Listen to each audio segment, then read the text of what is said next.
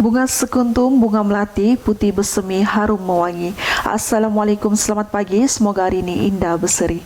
Assalamualaikum, salam sejahtera bersama saya IBLP di Warta Berita Pagi ini pada 11 Ogos 2022 di Sabah Hits Online TV. Ikuti antara paparan berita pagi ini. Sabah paling terkesan budaya lompat pati, Dun perlu bentang RUU. Program transformasi bas berhenti-henti akan disokong oleh semua pihak. Beroperasi tanpa lesen, 2 kilang ais disanakan di arah tutup.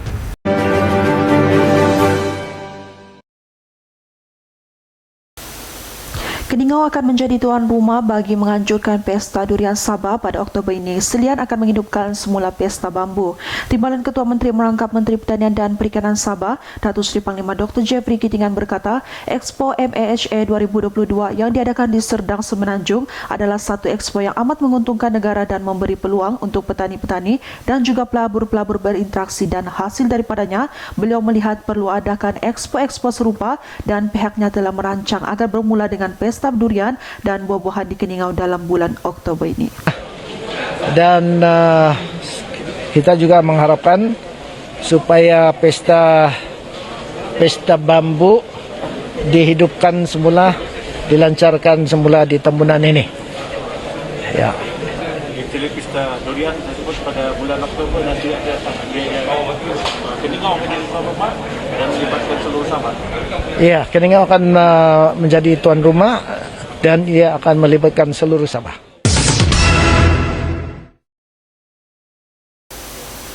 Sabah paling terkesan budaya lompat pati disebabkan ketiadaan undang-undang khusus yang melarang ahli Dewan Undangan Negeri berpindah parti. Ahli Dewan Negara Senator Dato' Bobby Swan berkata, apa yang berlaku di Sabah perlu dijadikan pengajaran berikutan kesan daripada amalan negatif itu menyebabkan mandat rakyat dikhianati. Katanya budaya lompat pati wajar dihentikan menerusi pembentukan undang-undang khusus seperti yang diluluskan di Dewan Rakyat baru-baru ini dan di Dewan Negara. Dengan adanya larangan ini, tidak perlu risau dengan budaya ketidakkesetiaan seseorang pemimpin, bahkan lebih membuka ruang kepada masyarakat untuk menilai siapa dan apa yang terbaik untuk membela nasib mereka. Bobby yang menyokong penuh RUU berkenaan berkata, beliau yakin kelulusan RUU itu di Dewan Rakyat dan Dewan Negara disambut baik rakyat di Sabah. Kelulusan RUU itu juga amat signifikan bagi memastikan Malaysia segera bergerak ke arah senario politik negara yang stabil serta memartabatkan semula demokrasi.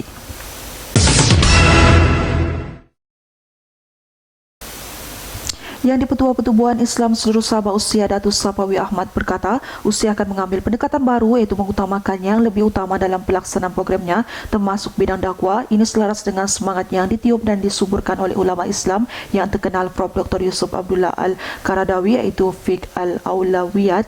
Katanya selepas merasmikan program bicara hijrah hanjuran ibu pejabat usia. Sapawi berkata adalah diharapkan pendekatan baru itu dapat membantu mengembalikan kegemilangan usia sesuai dengan misi dan visinya. Pertubuhan yang telah diasaskan penubuhannya oleh tokoh Sabah yang terkenal almarhum Tun Datuk Mustafa 53 tahun lalu amat wajar untuk diberikan suntikan baru demi membugar dan menggilap imejnya.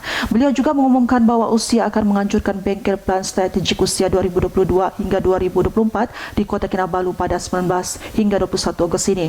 Jelasnya plan yang bakal dirangka itu meliputi bidang dakwah, pengurusan aset, pengurusan kewangan dan usaha untuk meningkat serta memperbaiki saluran penerangan termasuk IT.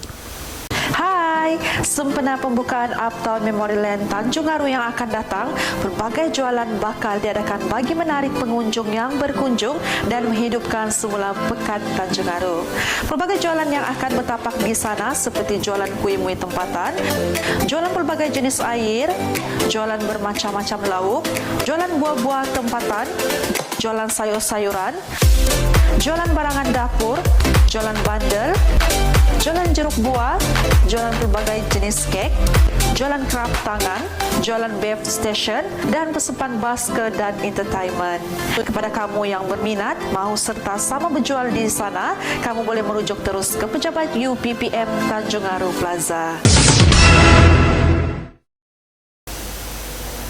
Lembaga Pelaksanaan Kenderaan Perdagangan Sabah berharap pelaksanaan program transformasi bas berhenti akan disokong oleh semua pihak, khususnya pengusaha sedia ada. Pengurusinya, Datuk Chin Kim Hyung berkata beliau mengakui akan timbul beberapa cabaran dalam melaksanakan program tersebut, namun beliau menekankan bahawa LPKP Sabah sentiasa terbuka untuk sebarang pandangan dari semua pihak, terutamanya pengusaha sedia ada, agar sama-sama mencari jalan penyelesaian berdasarkan kepada konsep win-win yang akhirnya akan memberikan manfaat kepada semua pihak. Berdasarkan kepada rekod LPKP Sabah, jumlah keseluruhan bas berhenti di Kota Kinabalu dan daerah berhampiran adalah sebanyak 673 unit bas dengan pecahan 267 unit di Kota Kinabalu, 154 unit di Tuaran, 87 unit di Penampang, 68 unit di Putatan dan 97 unit di Papar dan Kimanis. Antara isu yang dihadapi adalah persaingan sengit lesen individu dengan pelaksanaan SBST. Penyediaan perkhidmatan pengangkutan awam di Kota Kinabalu dan daerah berhampiran akan dijalankan oleh satu syarikat yang akan menyediakan perkhidmatan bas berhenti yang lebih selesa serta efisien.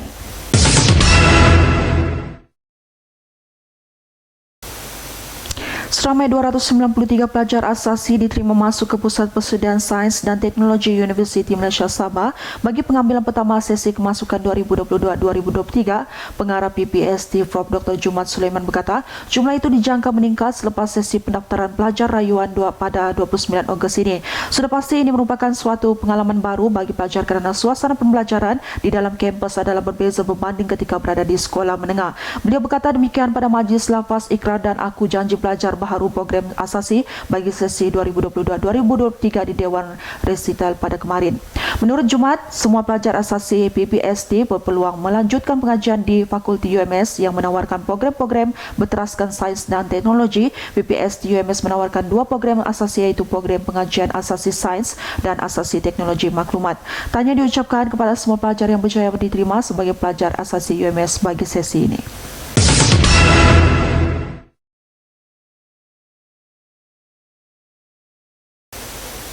Pasukan Muay Thai Negeri Sabah mengantar atlet seni 2 Mai Muay Thai lelaki yang diwakili Daris Musamil, Tenzi Cheng dan dua wanita Mira Arina Roslan dan Yan Jaci ke kejuaraan Muay Thai Remaja Dunia IFMA 2022 bertempat di Sunway Pyramid Convention Center yang berlangsung selama 13 hari bermula 9 hingga 21 Ogos ini.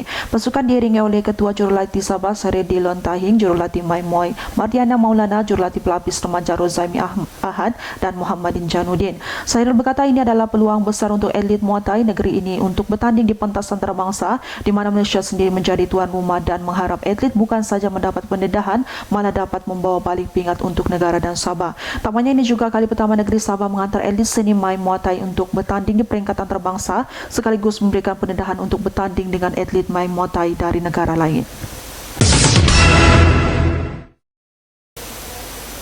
2 kilang ais cube yang terletak di Bandar Letat dan Pusat Industri Lintas Sibuga diarah tutup selepas dapati tidak memiliki lesen Kementerian Kesihatan Malaysia. Pegawai Kesihatan Sandakan Dr. Johari Awang Besar berkata, kegiatan kilang itu dikesan melalui operasi kilang ais yang dilakukan di sini terhadap 4 kilang ais cube di Sandakan.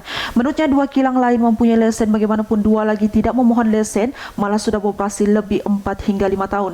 Dalam masa sama, pihaknya turut memberi bimbingan dan mengenakan kompaun hampir setiap tahun, namun kedua-dua kilang ini tidak nampak ada kesungguhan untuk memastikan kilang mereka memiliki lesen yang sah. Katanya dalam sidang media selepas operasi kilang ais disenakan pada kemarin. Menurutnya dalam memastikan keselamatan pengguna ais cube disenakan terjamin, langkah berkenan terpaksa diambil. Arahan menutup operasi kilang itu dikuatkuasakan kemarin sehingga kilang berkenan memperoleh lesen KKM kelak. Seorang lelaki berusia 38 tahun cuba untuk membunuh diri dengan terjun daripada tingkat 3 sebuah bangunan di Jalan Habib Sheikh di sini pada semalam. Menurut Pusat Gerakan Operasi Sabah, Balai Bomba dan Penyelamat Tawau dimaklumkan mengenai kejadian itu pada jam 9.31 malam.